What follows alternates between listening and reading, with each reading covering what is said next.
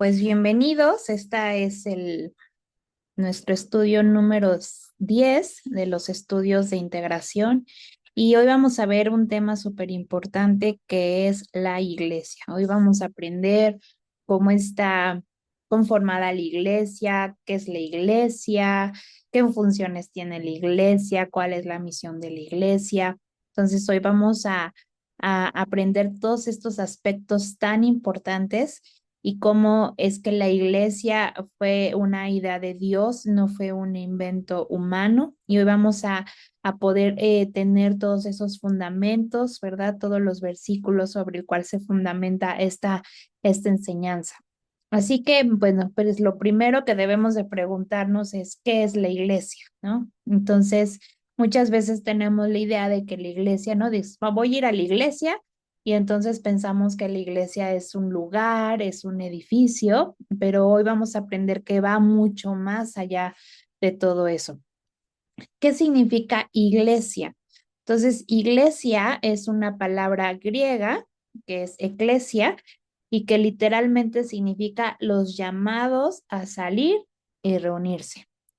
Entonces, en el Nuevo Testamento y se describe a la comunidad de creyentes que Dios aparta del pecado y reúne para sí. Entonces, según la Biblia, más que un edificio o un lugar, no, la iglesia es una familia espiritual que tiene una misión divina y que hoy vamos a aprender más acerca de eso. Entonces, la iglesia, pudiéramos decirlo así, que es la asamblea o reunión de todas las personas que han sido perdonadas y salvadas por la fe en Jesucristo. Entonces, vemos que cada uno de nosotros somos la iglesia.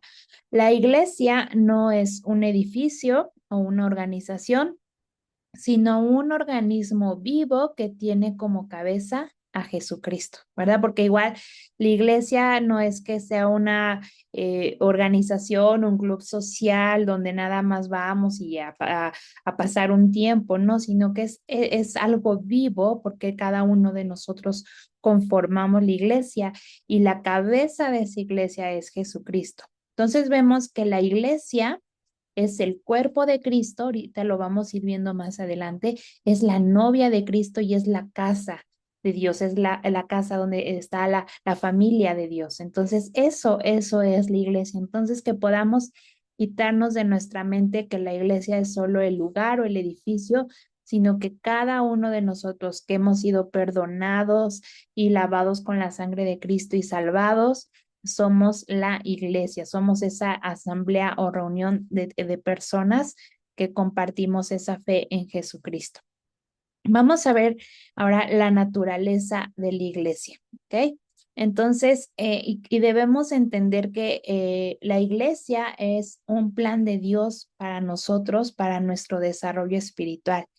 Y aunque pudiéramos, y al ser conformada por cada uno de nosotros, pues podemos ver que la iglesia puede ser imperfecta, ¿no? Porque nosotros no somos perfectos, tenemos una naturaleza caída y que bueno, que Dios sigue trabajando en cada uno de nosotros, pero aunque es imperfecta, es el plan de Dios para nosotros, para que podamos tener un desarrollo, un crecimiento y que podamos alcanzar una madurez y parecernos cada vez más a nuestro Señor Jesucristo.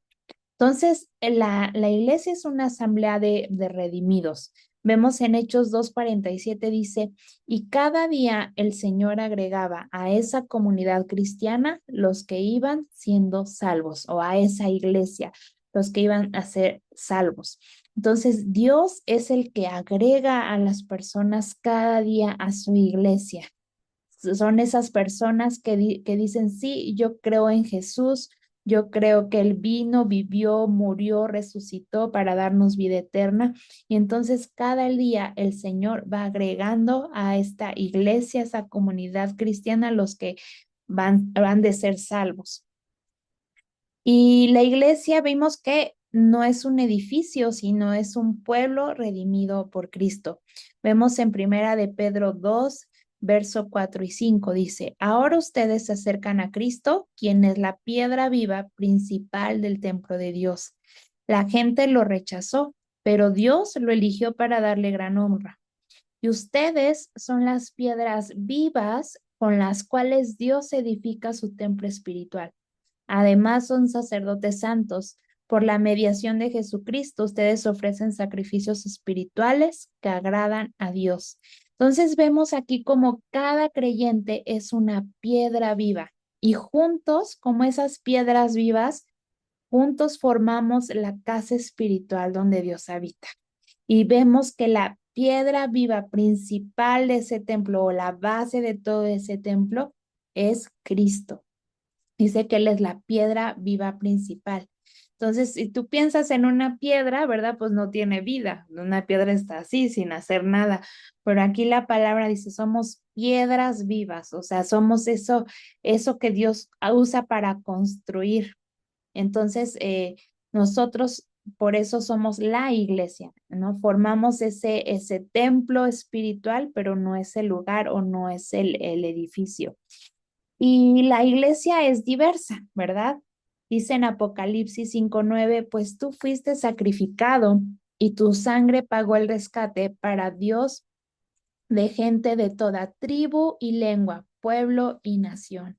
Entonces vemos aquí cómo la iglesia está conformada por muchas personas, ¿verdad? Con diversas características, por personas de todo el mundo, hay creyentes de todos los países, de todas las culturas y de todos los idiomas, y eso hace que sea algo muy rico lo que es la iglesia. Ahora vamos a ver el fundamento divino de la iglesia, de dónde surge y cuál es el propósito para el cual Dios pues decidió crear esto de la iglesia. Entonces vemos que Dios fundó la iglesia y lo podemos ver aquí en Mateo 16, del verso 15 al 18. Vamos a leerlo. Dice, y ustedes, es Jesús hablando, dice, ¿y ustedes quién dicen que soy yo? Les preguntó Jesús. Simón Pedro respondió, tú eres el Cristo, el Hijo del Dios viviente. Entonces Jesús le dijo, bienaventurado eres, Simón, hijo de Jonás, porque esto no te lo reveló carne ni sangre, sino mi Padre que está en los cielos. Yo también te digo que tú eres Pedro, y sobre esta roca edificaré mi iglesia, y las puertas del Hades no prevalecerán contra ella.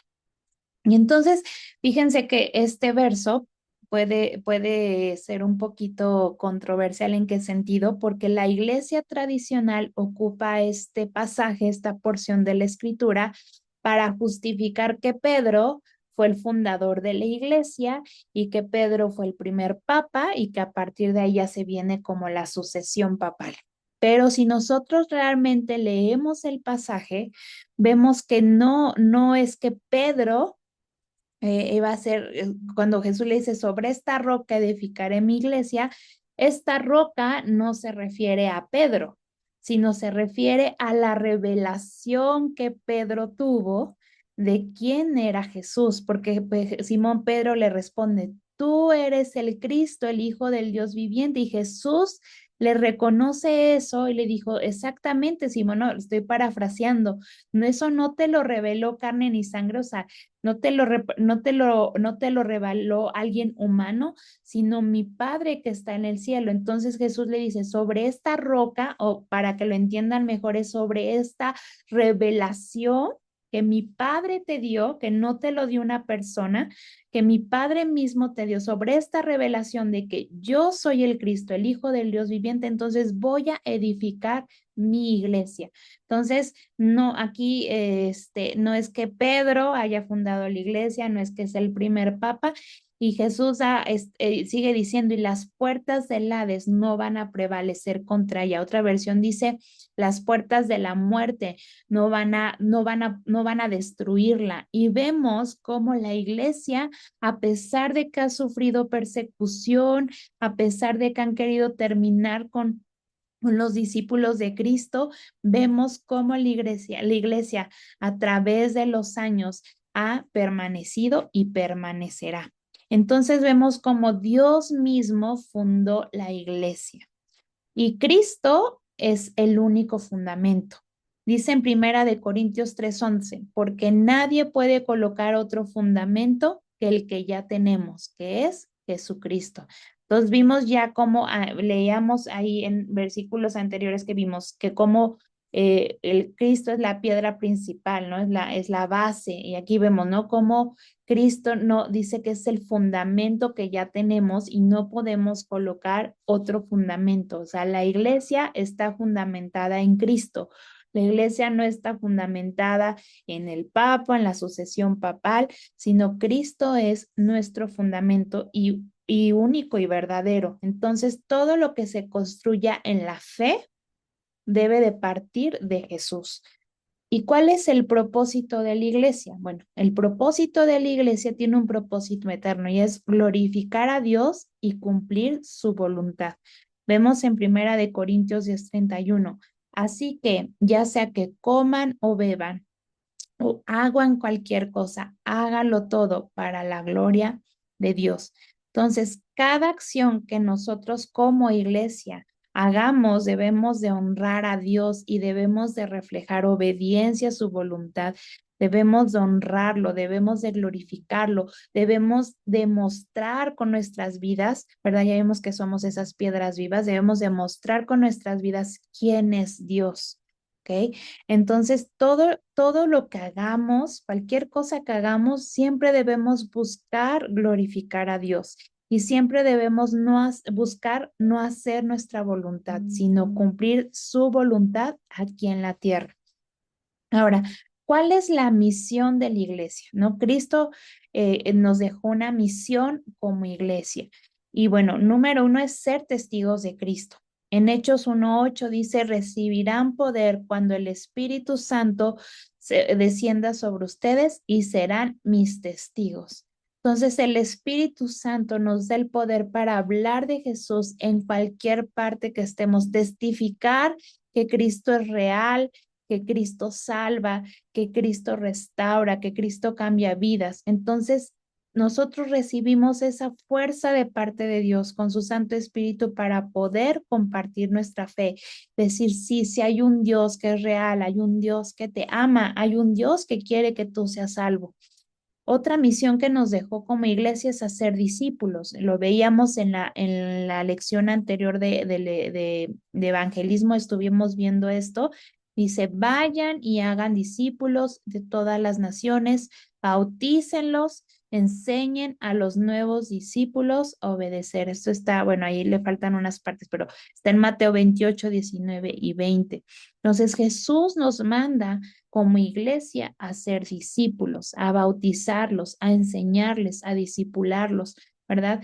La iglesia existe para ayudar a otros a seguir a Jesús.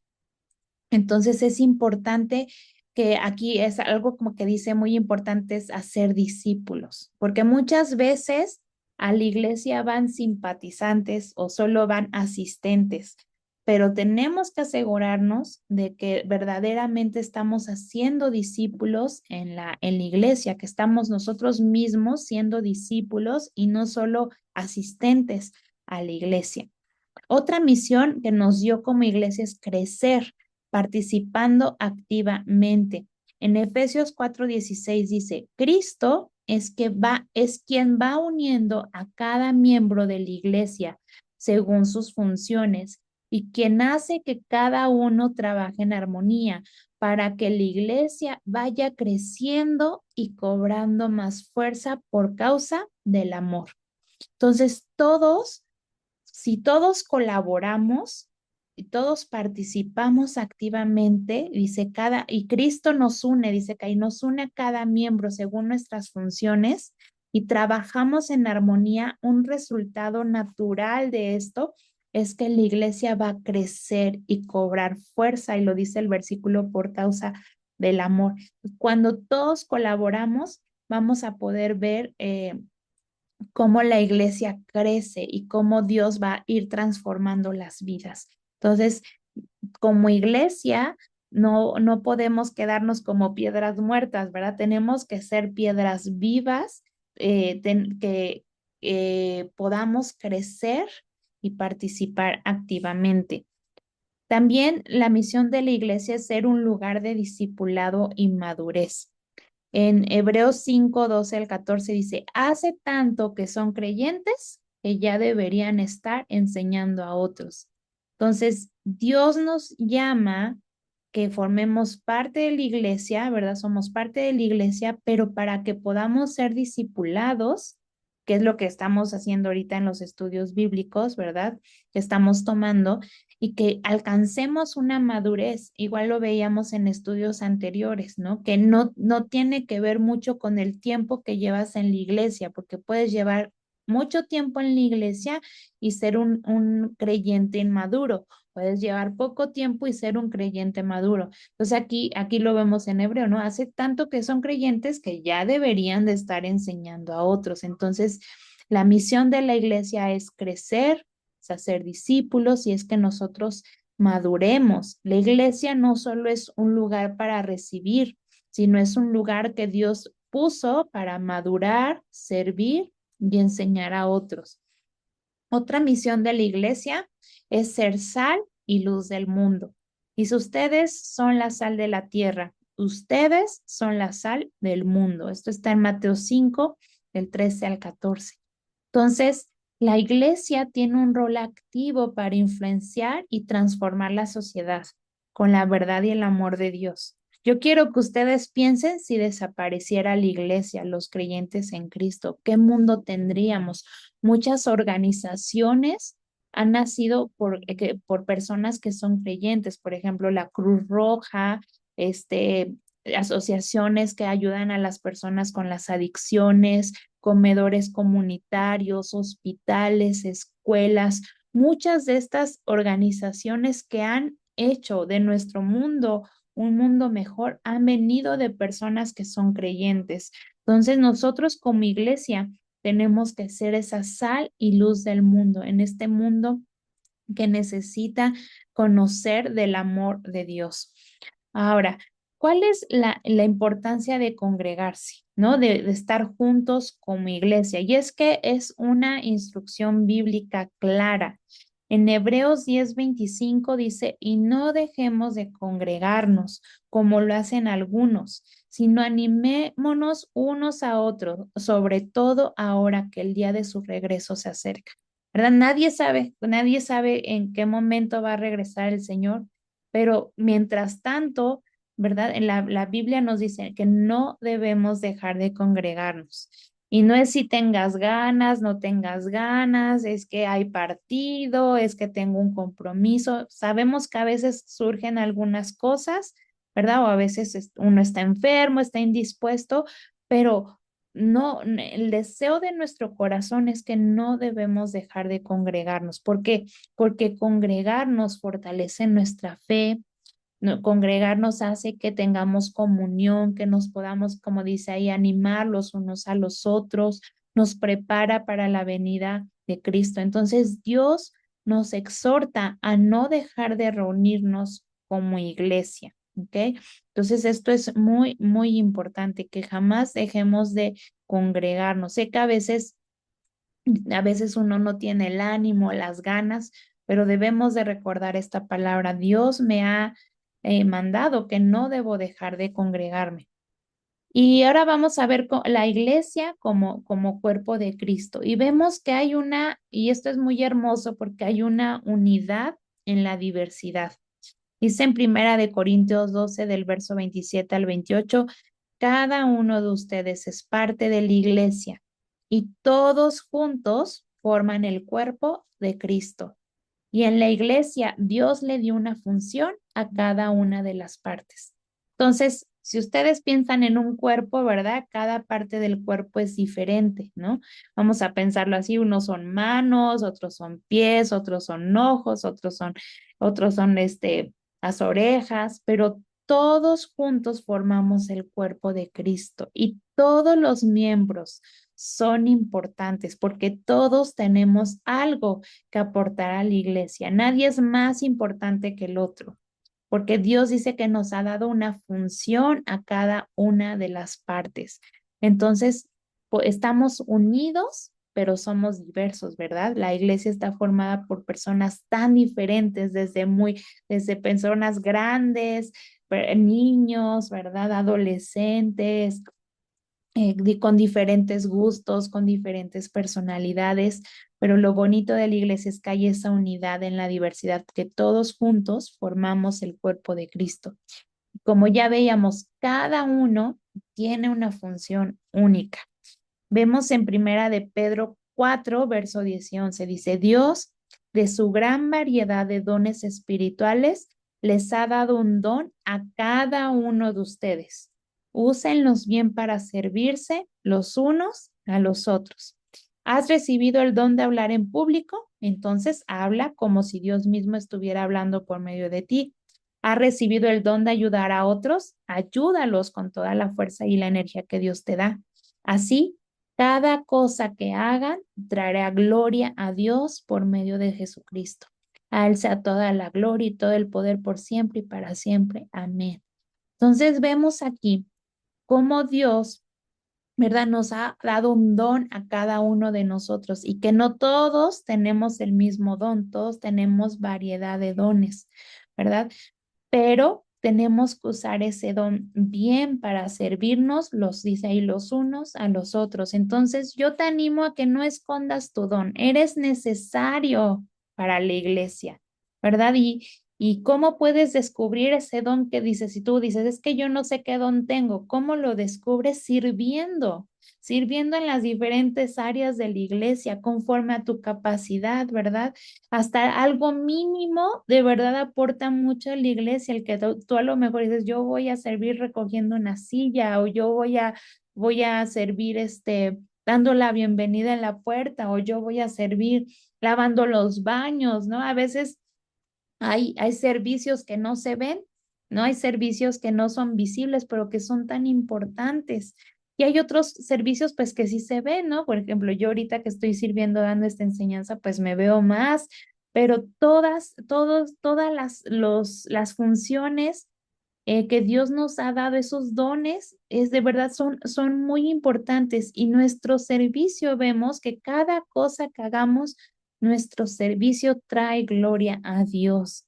Entonces, si tú has recibido un don, ¿qué tienes que hacer? Usarlo, no tienes que esconderlo. Y si tú no sabes cuál es su don, yo te invito a servir y dices, bueno, ya serví en esta área, no, ya vi que no es lo mío. Ahora voy a servir aquí. ¿Cómo sabes cuál es tu don? Porque te gusta, lo disfrutas, no es una carga. Otros te lo dicen que es una bendición, o sea que cuando tú ejerces ese don, las demás personas son bendecidas. Entonces, yo los animo a que como iglesia, como cuerpo de Cristo, usemos ese don de acuerdo a nuestras capacidades, también a nuestros tiempos. A veces estamos en diferentes tiempos en nuestra vida. En algunos tiempos podemos servir más que en otros tiempos, ¿verdad? Pero nunca te quedes sin servir, aunque sea en algo pequeñito, porque acuérdate que somos esas piedras vivas, no podemos estar sin dar un fruto. Ahora vamos a ver la iglesia como familia espiritual. La iglesia es una familia de verdad que Dios nos da y somos hijos de Dios por fe. En Juan 1:12 dice, pero a todos los que creyeron en Él y lo recibieron, les dio el derecho de llegar a ser hijos de Dios. Entonces todos somos hijos de Dios por fe. Creer en Jesús nos hace hijos de Dios y al ser hijos de Dios ahora somos parte de la familia de Dios. Entonces, no sé si has escuchado que entre cristianos se dicen hermano, hermano, porque tenemos ese entendimiento de que todos somos hijos de Dios, que somos parte de una familia y que somos hermanos en la fe. Y eso me lleva al siguiente punto, porque debe de haber un amor entre hermanos. Dice, ámense unos a otros con un afecto genuino y deleítense al honrarse mutuamente. Eso está en Romanos 12:10. Entonces debemos de amarnos como una familia, debemos de tratar a nuestros hermanos en Cristo con cariño, con respeto, ¿verdad? Y tú piénsalo como una familia, ¿verdad? A veces en las familias, pues ya puede haber algo, a lo mejor alguna pelea, alguna discusión, algún desacuerdo, pero sigue siendo familia, ¿verdad? Y sigue existiendo ese amor. Entonces debemos de practicar ese amor entre hermanos. ¿Por qué? Porque el amor, vemos aquí, es señal de que somos discípulos de Cristo. Dice en Juan 13:35, su amor los unos por los otros será la prueba ante el mundo de que son mis discípulos. Entonces, cuando nosotros nos amamos los unos a los otros como hermanos en Cristo, entonces eso dice que va a ser esa prueba, esa señal delante de los demás de que verdaderamente somos discípulos. Y la iglesia como familia espiritual también nos da una solidaridad espiritual. Dice en Primera de Corintios 12:26, si una parte sufre, las demás partes sufren con ella. Si una parte se le da honra, todas las partes se alegran. Entonces debemos de ser solidarios. Si tú sabes que un hermano está sufriendo, pues sufrimos con él. Nos duele saber que está pasando por alguna situación, por alguna prueba, por alguna enfermedad. No podemos ser indiferentes, ¿verdad? Y si también pasa al otro lado, ¿no? Que a un hermano le va bien, ¿verdad? O que recibe honra, entonces todos nos alegramos, ¿verdad? No le tenemos envidia o no le deseamos al hermano que le vaya mal, sino que todos nos alegramos. ¿Por qué? Porque ya vimos, somos parte de un solo cuerpo. Entonces, si una parte del cuerpo te duele, ¿verdad? Entonces dice que todas las demás partes sufren. Si una parte del cuerpo está bien, todos nos alegramos. Y la Biblia igual nos manda hacer el bien en la familia de la fe. Dice en Gálatas 6:10, dice, por lo tanto, siempre que tengamos la oportunidad, hagamos el bien a todos, en especial a los de la familia de la fe. Entonces, la Biblia nos manda hacer el bien a todos, pero dice, pero en especial a los que son hermanos en Cristo, a los que son parte de la familia de la fe. Entonces, cuando tú veas a un hermano, ¿verdad? En Cristo, en necesidad, y tú tengas la oportunidad, ¿verdad? No siempre se puede, pero si tienes la oportunidad de ayudarlo, hazlo, porque eso es bíblico. Vemos que así lo dice la palabra de Dios. Y también como la iglesia como familia aporta, ¿verdad? Entonces, en una familia hay necesidades, ¿cierto? En una familia pues, se necesita sostener un lugar para la familia, luz, agua, internet. Y vemos como en 2 de Corintios 9:7 dice, cada uno debe dar según crea que debe hacerlo. No tenemos que dar con tristeza ni por obligación. Dios ama al que da con alegría. ¿Ok? Entonces, cada uno debe dar como crea que debe hacerlo, ¿verdad? En muchas iglesias se da el diezmo, por ejemplo, pero aquí vemos como en el Nuevo Testamento, ¿verdad? Que dice, como cada uno dé como crea que debe hacerlo. ¿Cuál es lo importante aquí? Y siempre nosotros lo hemos dicho, ¿verdad? Mi esposo y yo, no, lo importante no es la cantidad, lo importante es el corazón con el que se da. Porque ahí vemos, ¿no? No es dar con tristeza ni por obligación de chin, ya me están pidiendo dinero. No, pues quién sabe en qué se lo gastarán. ¿Verdad? No. Debemos de dar con alegría. Si algo vas a dar, sea mucho o poquito, ¿verdad? Lo debes de dar con alegría. ¿Verdad? Vemos a Jesús como cuando ve que la viuda da poco, pero da todo lo que tenía. Dice, está dado más que todos, porque de todo lo que tenía ella fue lo que dio. Entonces vemos que no es una cuestión de cantidad, sino es un corazón de aportar a la iglesia, de aportar a la familia para las diversas necesidades que hay. Vemos en Primera de Corintios 16:2, dice que el primer día de la semana, cada uno de ustedes aparte y guarde según haya prosperado, para que cuando yo vaya no se recojan entonces ofrendas. Esto es Pablo. ¿Qué quiere decir esto? Está diciendo Pablo, pues cada una parte, o sea, como haya prosperado, no todos prosperamos igual, cada uno debe de dar conforme a su capacidad, ¿verdad? Y con un corazón agradecido con Dios, no aportar a la iglesia, yo doy para que Dios me bendiga, ¿no? O yo voy a dar, porque si no doy, entonces Dios no me va a bendecir. No se trata de eso, ¿verdad? Dios te bendice. No se trata de que te va a caer la maldición si tú no das. No se trata de eso, sino más bien es el corazón. Hay otra versión que dice, cada uno debe separar conforme el dinero que haya ganado. Y dice Pablo en la otra versión, en la Nueva Traducción Viviente, dice, no se esperen hasta que yo llegue para luego tratar de reunirlo todo de golpe. O sea, quiere decir que le daban esa ofrenda a Pablo y Pablo les da este consejo, como vayan guardando cada primer día de la semana para que al final no se les haga pesado y den todo de golpe. ¿Verdad? Pero lo importante aquí es según ustedes hayan prosperado y como vimos, según cómo nazca en su corazón, ¿verdad? Y para que tú puedas aportar a lo que hace falta en las necesidades de la iglesia, o sea, de veras del papel de baño, el jabón para lavarse las manos, una escoba. Ahorita nosotros que vimos la necesidad que tenemos de las sillas. Entonces, eh, cada granito de arena cuenta para aportar a la iglesia como familia de Dios. Entonces, vamos a ver que la iglesia como templo del Espíritu Santo. Y en la iglesia está la presencia corporativa del Espíritu. ¿Por qué? Vemos en Primera de Corintios 3:16. ¿No se dan cuenta de que todos ustedes juntos son el templo de Dios y que el Espíritu de Dios vive en ustedes?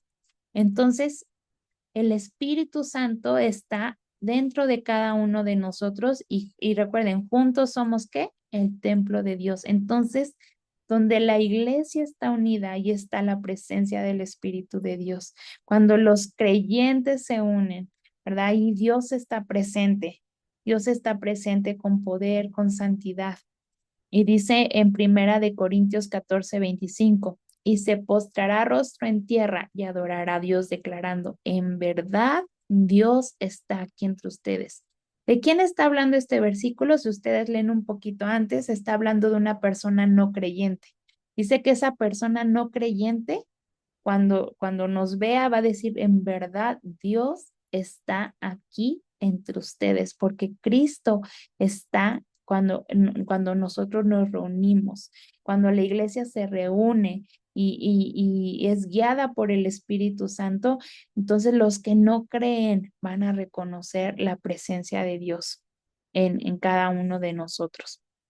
Y también es un llamado a la santidad colectiva, porque ser templo del Espíritu Santo no es cualquier cosa. Vemos en Primera de Corintios 3:17, dice, Dios destruirá a cualquiera que destruya este templo, pues el templo de Dios es santo y ustedes son ese templo.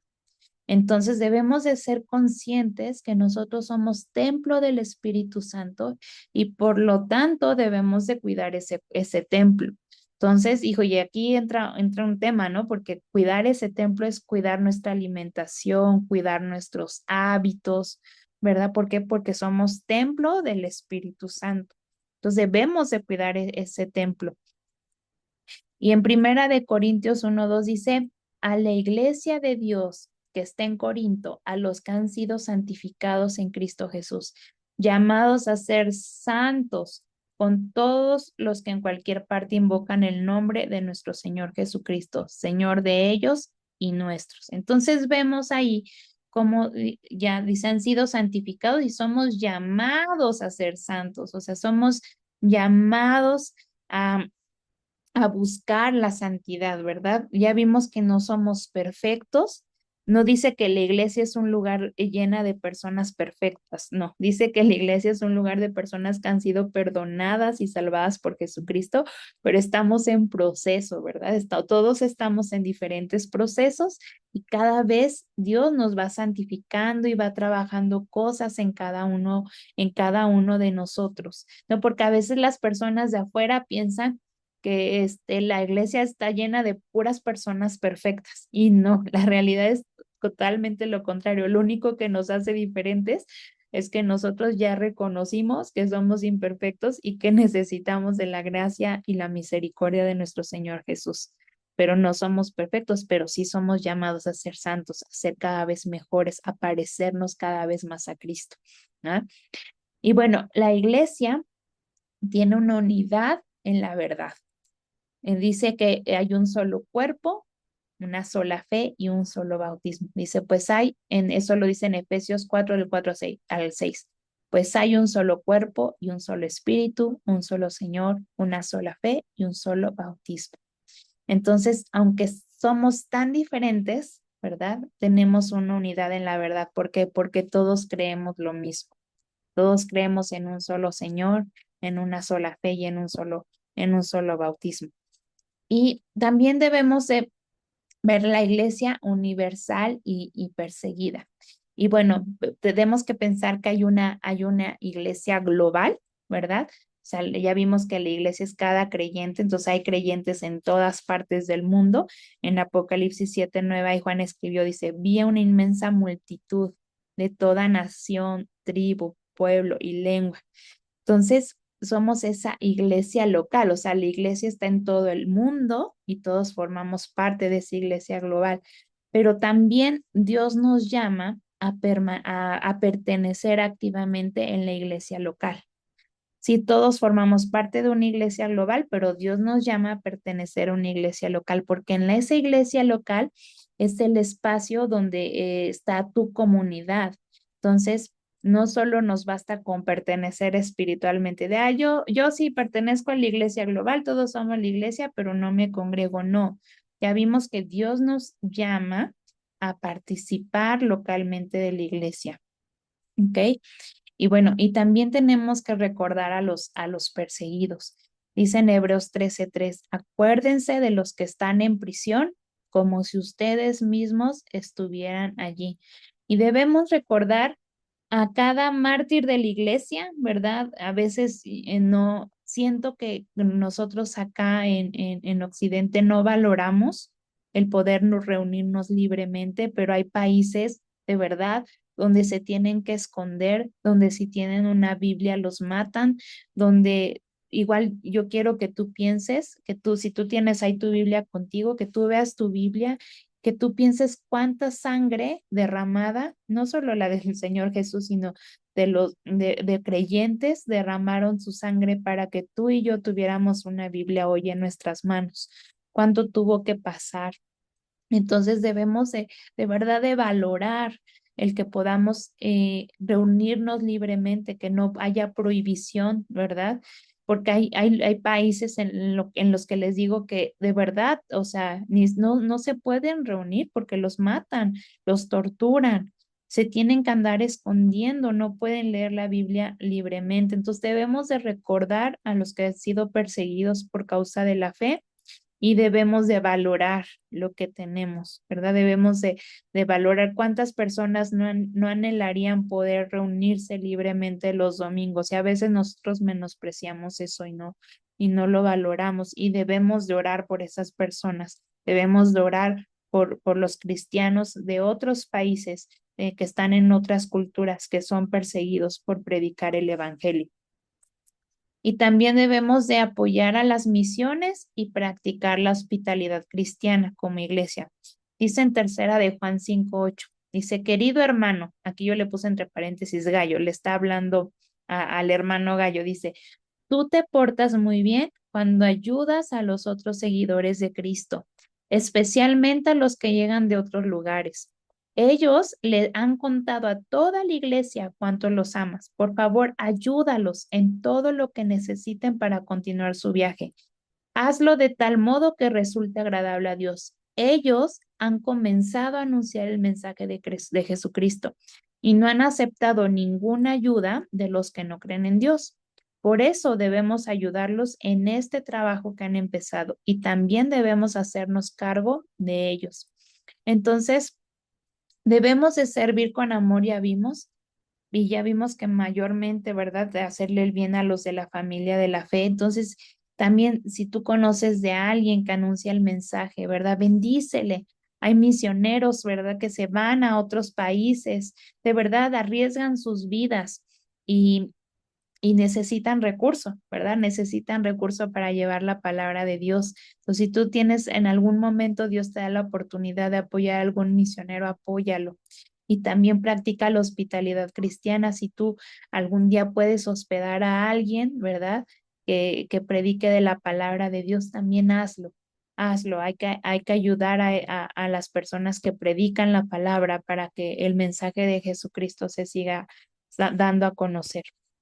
¿Ok? Y debemos de orar como iglesia y por la iglesia. En primera de Timoteo 2 del 1 al 4 dice, en primer lugar, recomiendo orar por todo el mundo, dando gracias a Dios por todos y pidiéndole que les muestre su bondad y los ayude. Recomiendo que se ore por los gobernantes y por todas las autoridades, para que podamos vivir en paz y tranquilos, obedeciendo a Dios y llevándonos bien con los demás. Esta clase de oración es buena y le agrada a Dios nuestro Salvador, pues Él quiere que todos se salven. Entonces ahí vemos cómo tenemos que orar como iglesia. Dios nos llama a orar como iglesia y por la iglesia, ¿no? Tenemos primero que orar por todo el mundo, por los que no conocen de Cristo. Vemos que el Señor quiere que todos se salven. Tenemos que orar por los nuevos que llegan a la iglesia para que permanezcan en la fe, porque muchos sabemos que no es fácil, ¿no? Cuando tú llegas a la iglesia, a veces tienes muchos ataques de por qué ya te lavaron el cerebro, ya te cambiaste de religión y estás traicionando a tus padres y cuestiones así. Entonces hay que orar por los nuevos, hay que orar ahora por la iglesia, ¿verdad? Debes de orar por el pastor, de verdad, no. Yo les digo, no es fácil, no es fácil ser pastor. A veces dije, ay, no, qué fácil la vida del pastor. No, de verdad no es fácil, no es fácil ser pastor. Si hay líderes en la iglesia, orar por los líderes. Tenemos que orar por los hermanos en Cristo, tenemos que orar los unos por los otros. Dice ahí, tenemos que orar. También nos llama el Señor a orar por nuestros gobernantes, por los que están en autoridad para tener una buena vida, dice, para que puedan vivir en paz y tranquilos. Entonces, toda esa clase de oración dice que es buena y es una oración que le agrada al Señor.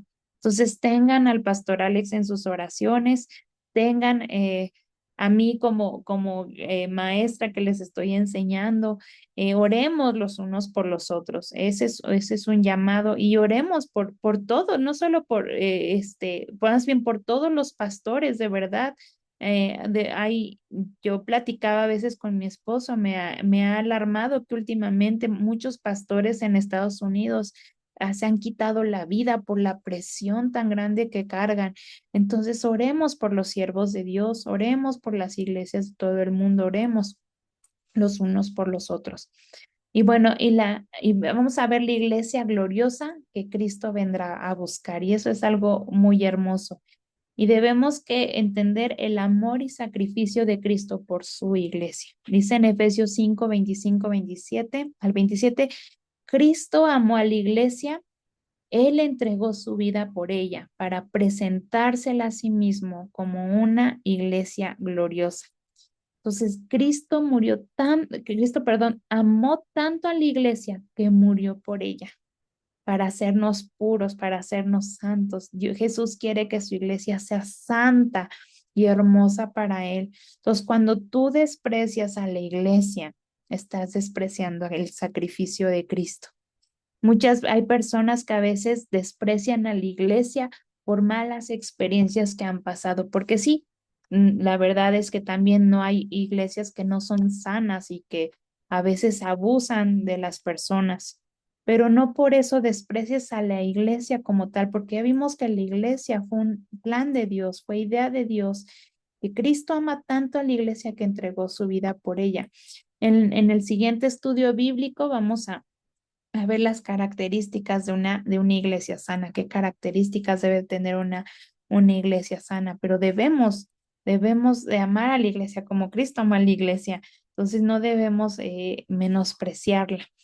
Y es una esperanza futura, que tenemos esta esperanza, las bodas del Cordero, que un día Jesús volverá por su iglesia. Como un esposo busca a su esposa, dice en Apocalipsis 19:7. Regocijémonos y alegrémonos y démosle a él la gloria, porque las bodas del Cordero han llegado y su esposa se ha preparado. Pues que podamos ser esa iglesia preparada que está esperando el regreso de su Señor, el regreso de su esposo, que podamos ser esa iglesia gloriosa que el Señor va a venir a buscar. Y bueno, y ya con esto termino y te quiero resumir las funciones de la iglesia, ¿no? Alguna de las funciones de la iglesia es la adoración, ¿verdad? Nos juntamos como un solo cuerpo para adorar a Dios, para darle gloria, para cantarle, ¿verdad? La adoramos, hemos aprendido que adoramos a Dios por quién es Él y lo alabamos por lo que Él ha hecho. Entonces es hermoso cuando todos juntos como hermanos adoramos a nuestro Señor. Y no solo en la iglesia, ¿verdad? O sea, no solo cuando cantamos juntos alabanzas o canciones que exaltan el nombre de Dios, sino también con nuestras vidas allá afuera. También podemos adorar a Dios con cada una de nuestras vidas. Otra función de la iglesia es el evangelismo. Ya vimos esa parte del estudio bíblico, lo importante que es, ¿verdad? Compartir el evangelio, las buenas noticias, ¿verdad? De que Cristo vino, vivió, murió y resucitó para darnos vida y vida eterna. También otra función de la iglesia es el discipulado. Estuvimos viendo en este estudio, ¿verdad? Que Dios nos ha llamado a ser discípulos, a crecer en la fe, nos ha llamado a ser creyentes maduros. Entonces, eso es a lo que el Señor nos ha llamado. Otra función de la iglesia es la disciplina y la restauración. ¿Por qué? Porque la iglesia se vuelve un lugar donde Dios restaura vidas. La iglesia se vuelve un lugar donde Dios restaura al caído, ¿verdad? Donde Dios restaura matrimonios, donde Dios trae sanidad, donde Dios quita la tristeza, la depresión, nos puede hacer libre de las adicciones, o sea, de verdad es impresionante lo que el Señor puede hacer con nosotros y también es un lugar de disciplina. ¿Por qué? Porque muchas veces el Señor a través de la predicación o de su palabra, ¿verdad? Nos disciplina, nos dice, oye, no es por aquí, ¿verdad? Te hace ver que no estás mal, perdón, que estás mal en cierta área. O incluso utiliza a otro hermano de la iglesia para decirte, oye, vemos que esto es bíblico, ¿verdad? Que otro hermano de la iglesia con amor pueda acercarse y decirte, mira, esto no está bien, no lo estás haciendo correctamente. Entonces, esa es una función de la iglesia, traer disciplina y restauración a nuestras vidas. Vemos que también es compañerismo, ya vimos que somos parte de una familia, que debemos de amarnos y respetarnos los unos a los otros, que debemos ayudarnos mutuamente, que debemos levantarnos los unos a los otros. Entonces, esa es otra función de la iglesia y el ministerio, que también podamos servir para expandir el reino de Dios, servir con los dones y talentos que Dios ha puesto en nosotros para poder ser de bendición para los demás.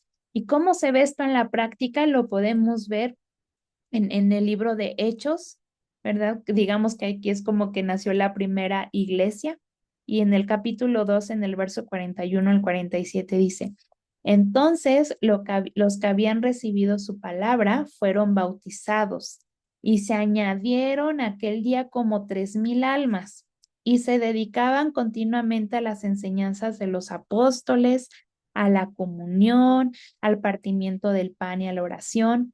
Sobrevino temor a toda persona y muchos prodigios y señales hacían por los apóstoles. Todos los que habían creído estaban juntos y tenían todas las cosas en común. Entonces vemos aquí cómo dice que estaban continuamente en las enseñanzas, es decir, en el discipulado, cómo tenían comunión, compañerismo, compartían el pan, oraban, ¿verdad? Cómo había prodigios y señales en la iglesia. Entonces, Dios, como les decía, puede restaurar vidas, ¿verdad? Puede traer sanidad. Dios puede hacer cosas maravillosas en la vida de las personas. Vemos cómo estaban juntos, tenían ese compañerismo. Y vamos a seguir leyendo el verso 45. Dice, vendían todas sus propiedades y sus bienes y lo compartían con todos según la necesidad de cada uno. Bueno, aquí no, ahorita no es que vendan todo, ¿verdad? Pero ¿qué principio vemos aquí? Nos está describiendo lo que hizo la iglesia en ese entonces, pero vemos ese principio de que se ayudaban los unos a los otros, ¿verdad? Y dice, y día tras día continuaban unánimes en el templo, es decir, se congregaban. Y dice, y partiendo el pan en los hogares, comían juntos con alegría y sencillez de corazón, alabando a Dios. Ahí vemos cómo lo alababan, lo adoraban. Dice, y hallando favor con todo el pueblo. Y el Señor añadía cada día al número de ellos los que iban a ser salvos. Salvos, perdón. Y vemos aquí cómo la iglesia iba creciendo y el Señor sigue hasta nuestros días añadiendo, ¿verdad? A la iglesia los que son salvos. Y dice, amados hermanos, si otro creyente está dominado por algún pecado, ustedes que son espirituales deberían ayudarlo. Y aquí vemos lo que les decía de la función de la iglesia, de la disciplina y la restauración.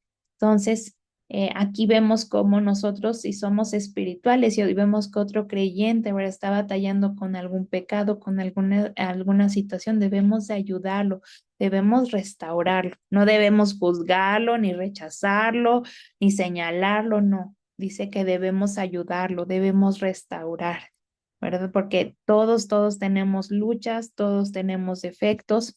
Entonces, este es nuestro llamado, ¿no? Y ese es el llamado de la iglesia, traer igual disciplina, pero disciplinar y traer restauración. Entonces, ya como conclusión, la iglesia es una obra viva y eterna de Dios, fundada por Cristo, impulsada por el Espíritu y compuesta por personas redimidas. Está llamada a amar, servir, proclamar y perseverar hasta que el Señor regrese por ella. Y termino con este versículo de Efesios 3:21 que dice, Gloria a Dios en la iglesia y en Cristo Jesús por todas las generaciones y para siempre. Amén. Así que con esto yo termino la enseñanza y qué privilegio es poder ser parte del cuerpo de Cristo, poder ser parte de su iglesia.